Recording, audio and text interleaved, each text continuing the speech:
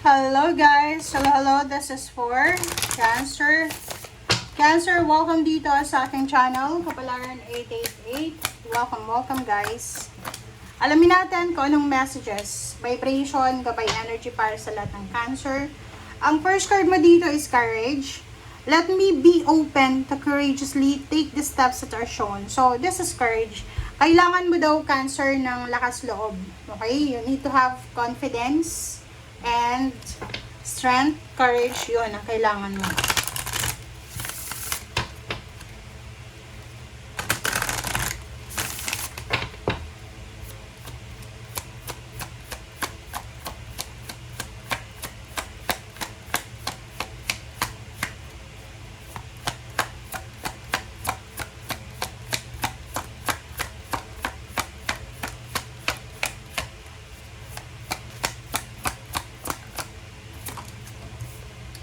Alright. Dito sa barahang to, sinasabi na may mga Cancer dito na you have parang something na, like for example, gifted ka. Okay? You're gifted na makatulong sa kapaligiran mo. Like for example, mabilis kang makihalubilo, like magaling kang makisama, ganyan, ganito. So, sinasabi ng bara sa'yo na magagamit mo siya para maayos yung mundo. Kumbaga, isa ka sa mga joker or isa ka sa mga tao na pag pumapasok sa isang bahay, sa isang institution, magdadala ka ng liwanag or ngiti sa labi ng mga tao. May ganun, di ba? Tingnan nyo sa mga bangko, sa pagpasok pa lang ng tao, mararamdaman mo na kung ano siya, kung masungit, ganyan. Kasi, yung aura niya. So, maybe your aura is happy, contented, parang ganon. Okay, Ten of Wands and Knight of Cups. Wow! So, nakikita ko sa'yo dito, meron ditong Cancer na babae ka man or lalaki, pwedeng breadwinner ka, single or in a relationship, ang posibleng may manliligaw sa inyo. Pwedeng may manliligaw na tutulungan kayo sa obligation nyo as a breadwinner. So, kung babae ka, yung nagkakagusto sa'yo ay posibleng makakatulong sa'yo para maayos yung mga problema nyo sa buhay.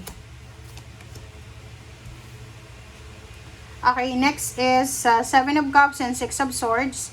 So, dito sa barahang to, sinasabi na mayroon ditong Cancer na marami kang gustong gawin. Marami kang plano, marami kang, like, gusto mong pumunta sa iba't ibang sulok ng mundo. Gusto mong pumunta ng ibang bansa. May mga plano ka sa buhay na gustong gawin. Samot-saring ideas, inspiration, yung nakikita ko sa'yo. Okay, next is Page of Pentacles and Magician. Isang napakabilis na financial new beginnings, financial openings, financial abundance, and prosperity ang posibleng papasok sa buhay mo, Cancer. So, pwedeng panalo sa loto, panalo sa sugal, or whatever man na mga chance of winnings. Okay? Nakikita ko sa'yo dito, you're confused eh. Diba? Parang, you're excited, pero nangihinayang ka. So, like, gusto mo bumili ng cellphone, pero excited ka na magkaroon ng bagong cellphone, pero nangihinayang ka sa pera na mawawala sa'yo. Parang ganun lang yun. Okay, and nakikita ko sa'yo dito na isa sa mga family issues mo, like may mga problema sa pamilya, lalo ikaw kung may problema ka sa anak mo, sa asawa mo, sa parents or siblings, ay posibleng maayos na to. Okay? There's a celebration coming para sa'yo. So, nakikita ko, pwedeng this is your birthday celebration. Happy birthday sa mga Cancer.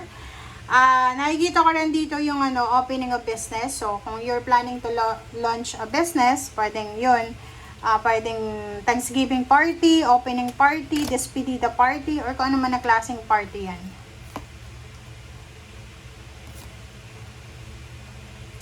Okay, King of Pentacles. Mag-iingat kayo sa paghahawak ng pera nyo.